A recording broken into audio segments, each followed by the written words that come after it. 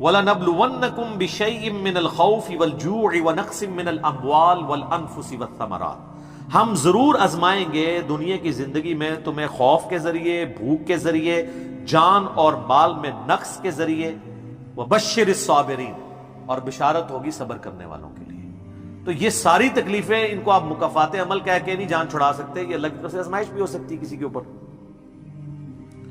اور صبر کرنے والوں کے لیے بشارت ہے، اور ان کی نشانی کیا ہے؟ الذین اذا اصابتهم مصیبہ، جب کبھی انہیں کوئی مصیبت پہنچتی ہے تو وہ کہتے ہیں قالوا انا للہ وانا الیہ راجعون، بھئی ہم بھی تو اللہ کی طرف سے آئے تھے، ہمیں بھی لوٹ کے اللہ کے پاس جانا ہے، اگر کوئی تکلیف آئی ہے تو یہ بھی چلی جائے گی نا۔ سب سے بڑی تکلیف کیا ہے؟ موت، وہ بھی تو ہم پہ آنی ہے نا، تو اس سے پہلے اگر چھوٹی تکلیف آئی ہے تو اللہ کی طرف چلی جائے گی۔ اس کانٹیکسٹ میں ایک حدیث ہے صحیح مسلم میں بڑی زبردست، ام سلمہ کہتی ہیں کہ جب ابو سلمہ میرے خاوند فوت ہوئے، مجھے ان کی فوتگی کی خبر ملی تو میں نے حضور سے ایک دعا سن کے یاد کر رکھی تھی کہ جو کوئی وہ دعا مانگ لے گا اللہ تعالیٰ اس سے بہتر اسے نعم البدل دے دے گا، اور وہ دعا آدھا پورشن تو یہی ہے، سورۃ البقرہ کی آیت نمبر 156، انا للہ وانا الیہ راجعون۔ اس کے بعد ہے اللہم اجرنی، یہ جھٹکے سے ملے گا، اللہم اجرنی، حمزہ آگے، اللہم اجرنی فی مصیبتی واخلف لی خیرا منہا، اے اللہ مجھے اس مصیبت میں اجر عطا فرما اور میرے لیے اس سے بہتر نعم البدل کر دے۔ تو کہتی ہیں کہ نبی علیہ السلام نے فرمایا تھا جو یہ دعا مانگ لے گا نا تو اللہ تعالیٰ اس کی کمپنسیشن فرما دے گا، اسے بہتر نعم البدل دے گا۔ کہتے ہیں میں نے دعا تو کی، پھر میں یہ سوچتی تھی کہ میرے خامن جیسا تو کسی کا خامن نہیں ہوگا، ابو سلمہ جیسا خامن مجھے کیسے مل سکتا ہے۔ تو جب عدت پوری ہوئی تو نبی علیہ السلام نے پیغام کا نکاح کا پیغام بھیج دیا، ام المومنین بن گئی، اور یہ ہماری وہ ماں ہے جو سب سے آخر میں فوت ہوئی ہے 64 ہجری میں، واقعہ کربلا کے بھی 3 سال بعد۔ تو اس دعا کی یہ دعا یاد رکھیں، چھوٹی موٹی بھی کوئی بھی تکلیف، کوئی بچوں کو پہنچتی ہے گھر میں، کسی کو زخم لگتا ہے، ٹھوکر لگ جاتی ہے، کوئی مالی نقصان ہو جاتا ہے، فوراً یہ دعا، اور میں نے الحمدللہ 20 دفعہ یہ دعا آزمائی ہے۔ وقتی طور پہ تو فیل ہو رہا ہوتا ہے کہ یار کوئی مسئلہ خراب ہو گیا، لیکن اس کے بعد اسی شر کے اندر خیر چھپی ہوئی ہوتی ہے، وہ مل جاتی ہے۔ اس آپ دعا کو یاد رکھیں، اور صبح شام جو چھوٹی موٹی کوئی خبریں بھی آپ کو ملتی رہتی ہیں نا، اس کے اوپر آپ یہ دعا پڑھتے رہیں، یہ آپ کے لیے ایک بہت بڑا وظیفہ ہے انشاءاللہ تعالی۔ نیک لوگوں کو جو تکلیفیں آتی ہیں نا دنیا میں، وہ ان کے درجات کو بلند کرنے کے لیے آتی ہیں، اور یہ اللہ تعالیٰ نے بڑی سختی کے ساتھ سورۃ العنکبوت کے اندر نا صحابہ کرام کو ایڈریس کر کے نا یہ فلسفہ کلیئر کیا ہے، آیت نمبر 2 اور 3 کے اندر، احسب الناس ان یترکوا ان یقولوا آمنا وهم لا یفتنون، کیا لوگ اس گمان میں ہیں کہ انہیں صرف اس بات پہ چھوڑ دیا جائے گا کہ وہ ایمان لے آئے اور ہم ان کی آزمائش نہیں کریں گے؟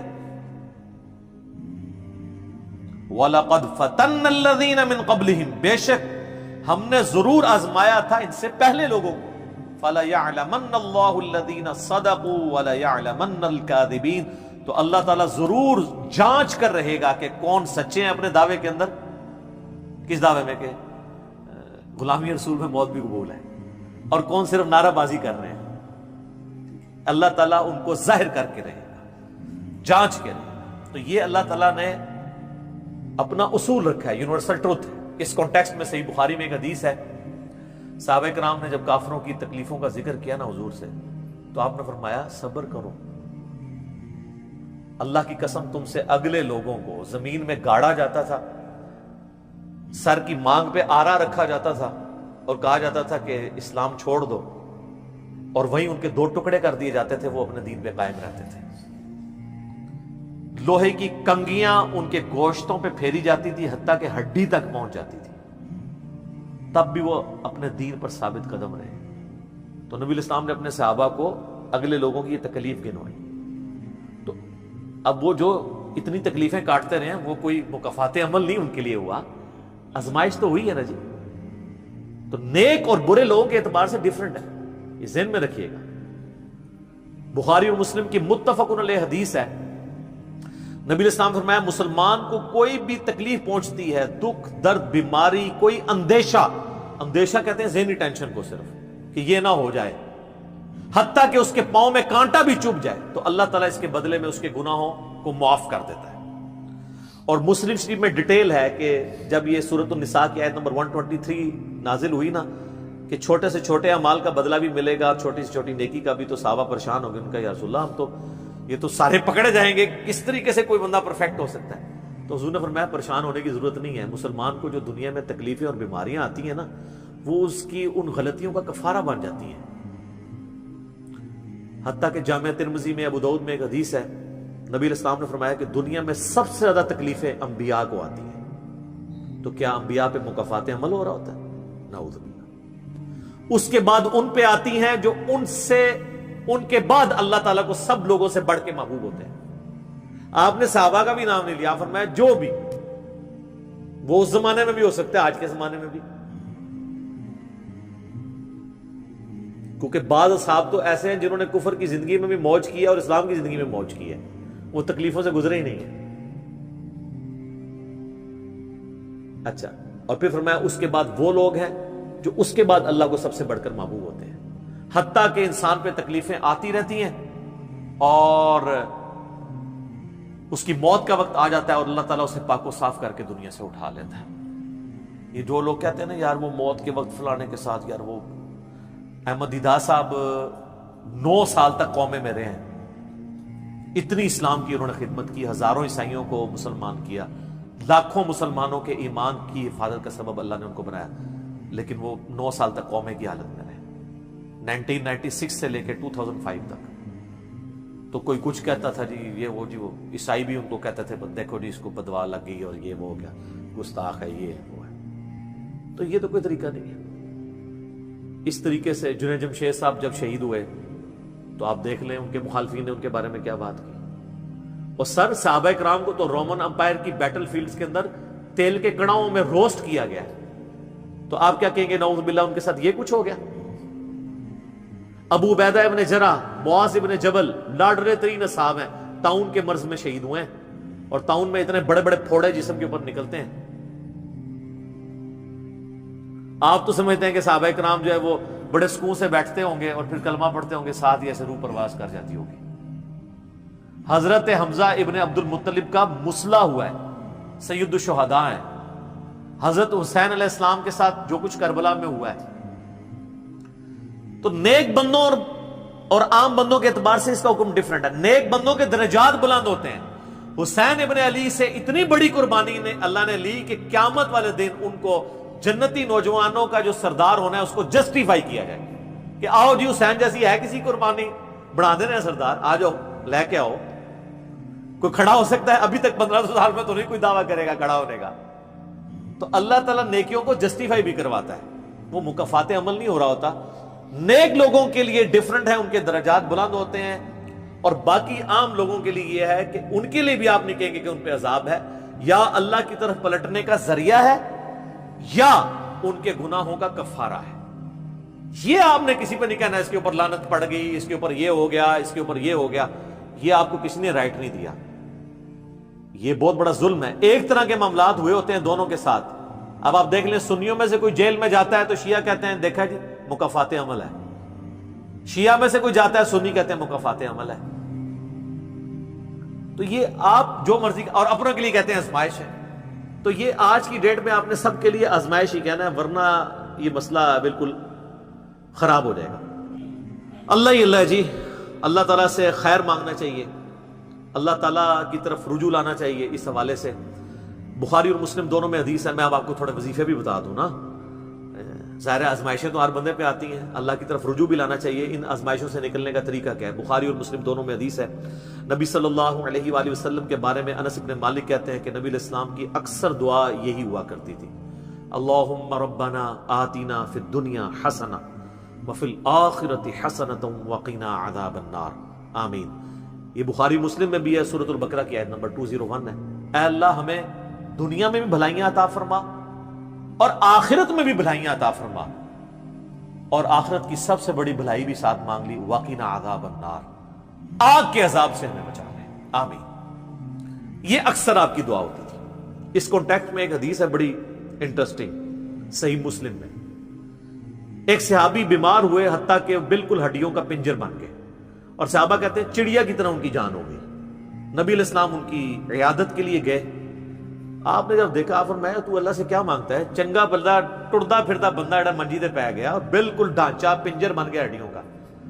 اس نے کہا یا رسول اللہ میں اللہ تعالیٰ سے یہ دعا کرتا ہوں کہ اے اللہ جو تو نے مجھے آخرت میں عذاب دینا ہے نا دنیا میں ہی دے دے.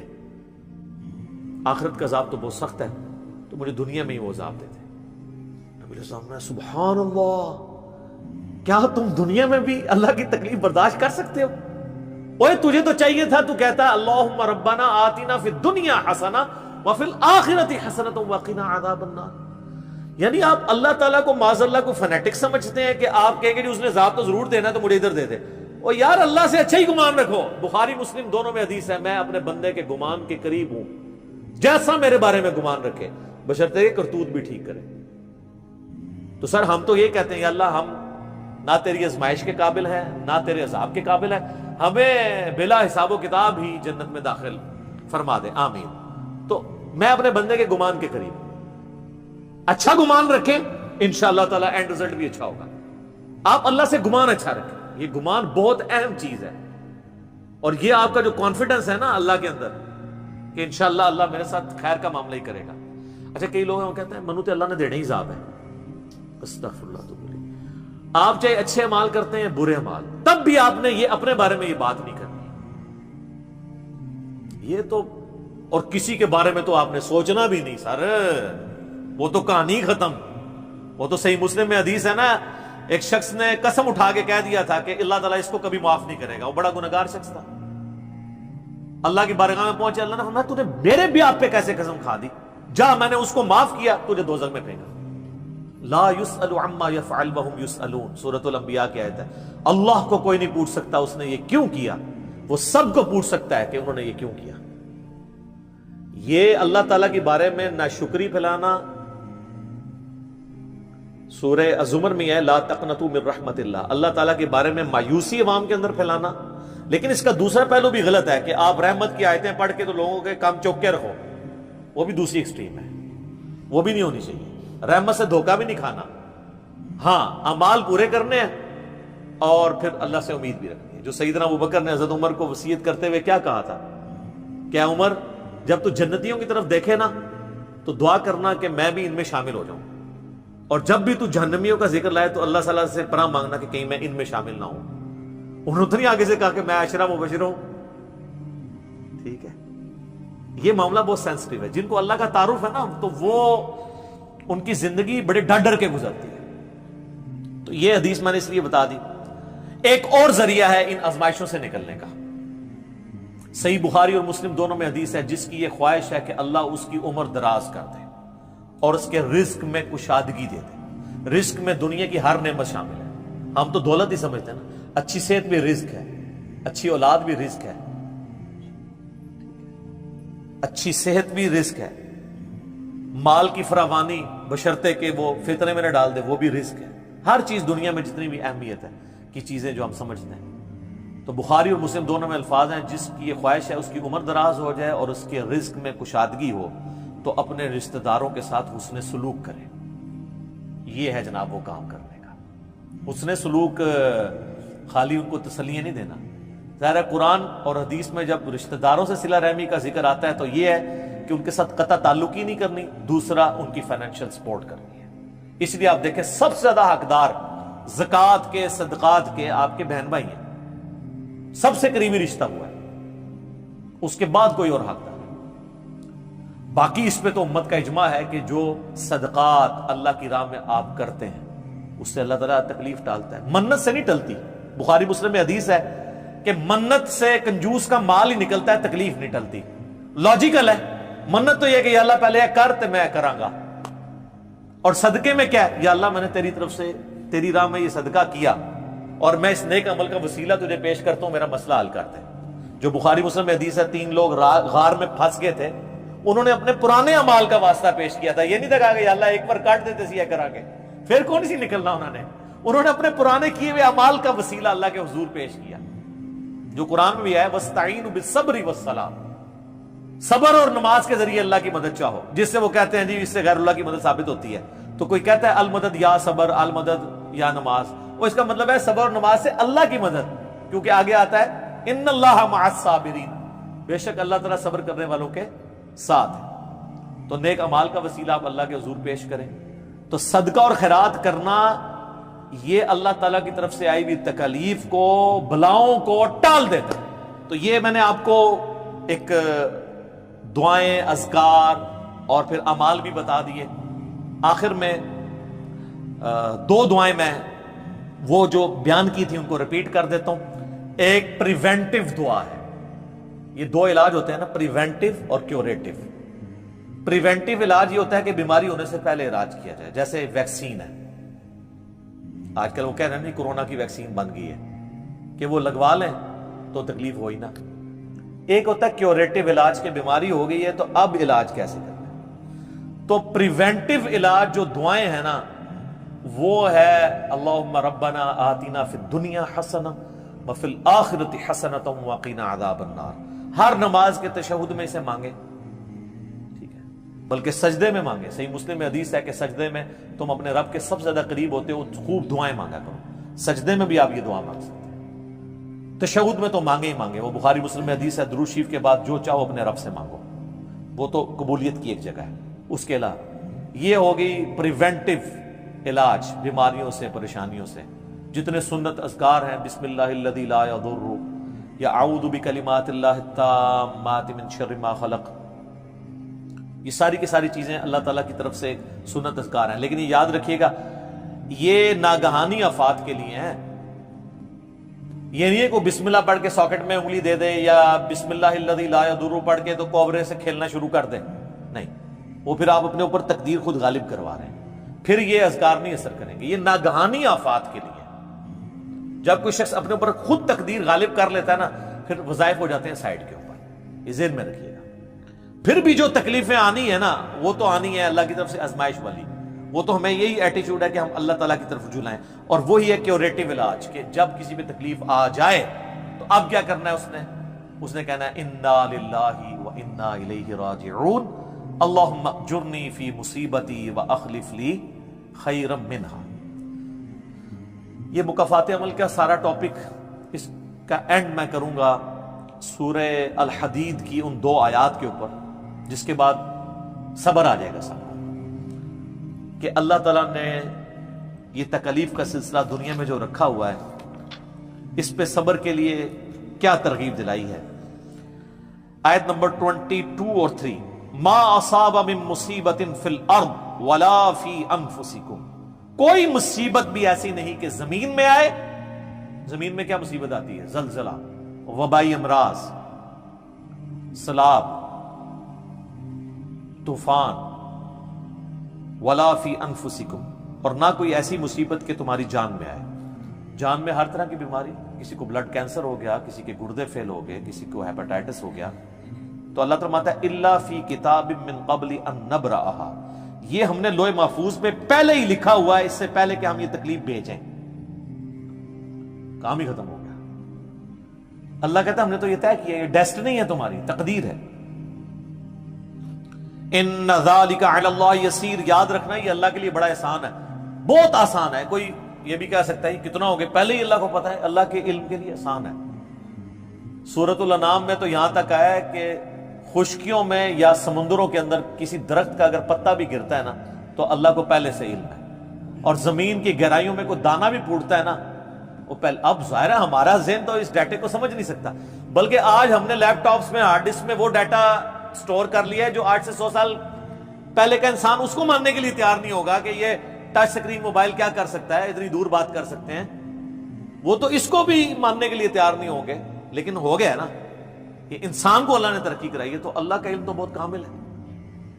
لِكَيْ لَا تَأْسَوْا عَلَىٰ مَا فَاتَكُمْ، یہ ہم نے اس لیے کیا، یعنی ہم نے تقدیر میں پہلے یہ چیزیں لکھی تھی تاکہ تم مت افسوس کرو اس چیز پہ جو تم سے چھین لی جائے۔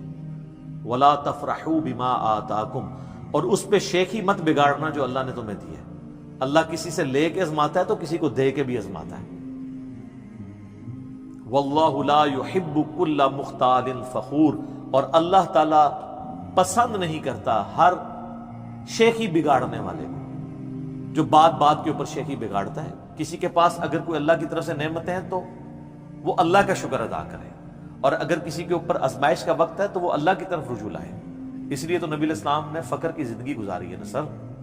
باقی نیک بندوں کے لیے درجات کی بلندی کا ذریعہ ہے آزمائشیں آنا، برے لوگ بھی اس اعتبار سے کہ میرے اعمال کی شامت ہے اور میرے گناہ معاف ہو جائیں گے اور میں اپنی اصلاح بھی کر لوں، کسی کے بارے میں کوئی ورڈکٹ نہ دیں، اپنے اوپر ضرور لاگو کر لیں۔ ہم اللہ تعالیٰ سے دعا کرتے ہیں اللہم اجرنا من النار، اللہم انی اعوذ بک من عذاب جہنم، ربنا اننا آمنا فاغفر لنا ذنوبنا وقنا عذاب النار، اللہم انی اعوذ بک من عذاب جہنم، ربنا اصرف عنا عذاب جہنم ان عذابها کان غراما، اللہم ربنا آتنا فی الدنیا حسنہ وفی الآخرة حسنة وقنا عذاب النار، اللہم احسن عاقبتنا فی الامور کلہا وَأَجِرْنَا مِنْ خِزْيِ الدُّنْيَا وَعَذَابِ الْآخِرَةِ، آمین ثم آمین۔ ٹھیک ہوگا جی؟